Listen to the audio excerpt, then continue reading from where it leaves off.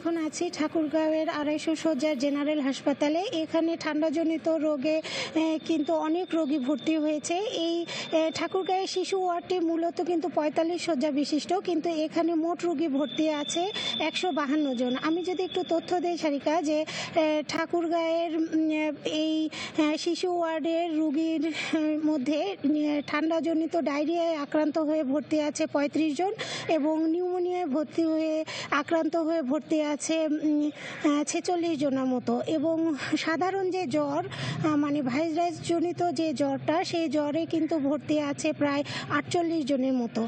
তো এই সব মিলিয়ে, এবং এখানে নিউবর্ন বেবি আছে, যেগুলো ইনম্যাচিউর বেবি, এই বেবিগুলো ভর্তি আছে প্রায় ৪০-৪২ জনের মতো। তো এই সব মিলিয়ে এখানকার পরিস্থিতি কিন্তু অনেকটাই কষ্টকর।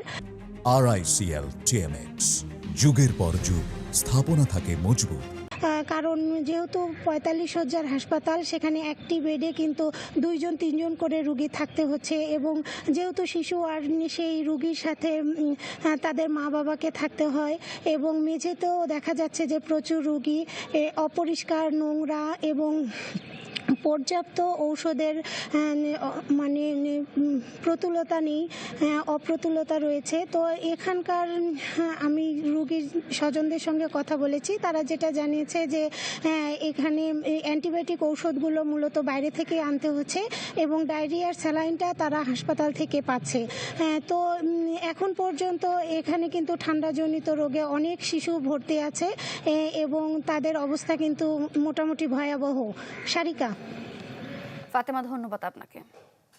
দর্শক, ঠাকুরগাঁও থেকে শীত পরিস্থিতির খবর জানছিলাম।